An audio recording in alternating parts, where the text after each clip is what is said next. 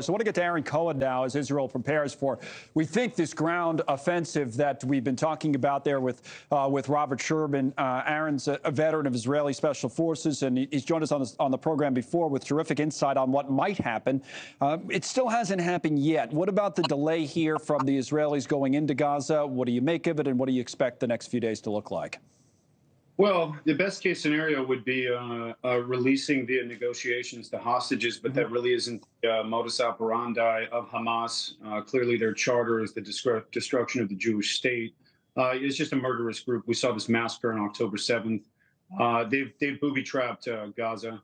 So IDF right now is really just taking its time, trying to collect as much intelligence and data as possible so that we have, or Israel has, actionable intelligence to be able to conduct two parts to this operation. One, obviously, the focus would be on the hostages, which may be held in those tunnels. The second part is obviously phase 2 of the macro operation, which is going into Gaza for the purposes of completely eliminating Hamas, which I believe Israel will do at some point. Time isn't a friend to the hostage situation. They're going to get moved around. That's the concern. However, getting that intelligence is key, so the time is also a friend. But time is a friend to direct action. And what it's allowing Israel to do is catch up on all the years that they've missed out since 2005, when Israel was last in Gaza with their last incursion, to be able to get as much information specifically on the tunnels. And I think that's going to consist of a lot of guerrilla-style hit and run from Hamas. They're going to be able to pop out of those tunnels from the ground. Again, they've had years to prepare this thing, and there could be up to several hundred miles of tunnel below Gaza. They want Israel to go inside. They want to suck them into that vacuum. And so Israeli intelligence, U.S. intelligence, with all the technology of the United States behind Israel right now, with Israeli intelligence assets, everyone's just getting as much data as possible. And the Israeli troops are very high in spirits. Everybody knows why they're about to go in. Right.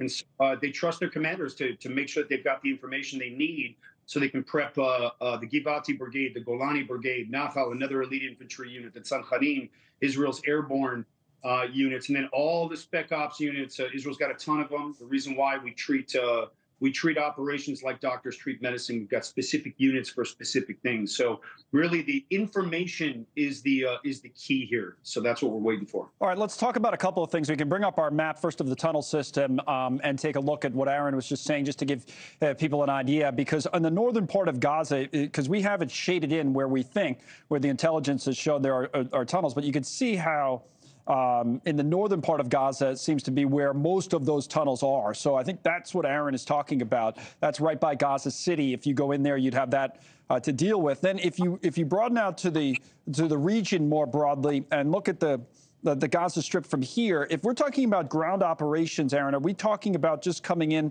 most likely from the north, like somewhere in here from the Gaza Strip, or do you come in from all angles, from the east moving to the west as well? So talk about it from two things there, how they might soften up the tunnel system, and then B, once that's done, how the ground operation might actually take shape strategically. Well, the way it's going to take shape is based on creative thinking. All of the senior command of the IDF, they're former members of Israel's General Staff Reconnaissance Unit. Typically, it's a creative unit, and I think Gaza is going to be looked at as a creative operation, meaning everything's got to be custom designed here. We haven't seen anything like this before with these tunnels, and we've got the extra addition of all of the built-up urban structures. Everybody knows urban warfare. Any Green Beret DC will tell you urban warfare is absolutely the most difficult. It's face-to-face. There's a lot of places to hide because you've got 90-degree angles all over Gaza. And I agree that certainly a lot of the concentration will be in the northern part of Gaza. But the truth is those tunnels may lead all the way down to the Rafah border. I don't know, and I can't speak to that. But what I can say is that there's been 24, 36 months for Hamas to prepare for this. Those tunnel systems will be a detriment because it'll enable Hamas to be able to pop out of those tunnels the same way they were able to pop out of those tunnels and drag hostages into Gaza on the Israeli side. Essentially, Hamas turned it into a monster prison there, and they've dug.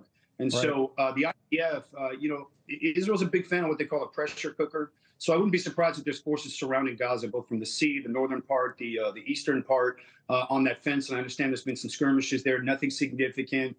All the way down to the southern tip. So there's that pressure cooker, essentially, and the IDF command will decide how they want to do this. Again, these are very smart people. Israel's got a lot of experience not only dealing with Gaza, but with Hezbollah in the north. We've had multiple attacks in the last 60, 70 years from all directions. So this is, again, what Israel does best. Those commanders are taking their time.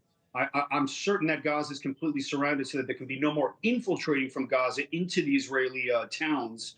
Yamam, Israel's counter-terror unit, the Hamas, all these spec ops units, everyone just kind of planning and getting prepped here. But I think as far as how they're going to actualize that attack, that'll depend based on the actionable intelligence, the real-time intelligence. I will say there will be and has been and will continue to be specialized boots on the ground already looking, listening, and gaining information to bring it back to HQ. Right. Thank you for watching. Go to newsnationnow.com to find News Nation on your television provider. And don't forget to click the red subscribe button below to get more of News Nation's fact-driven, unbiased coverage.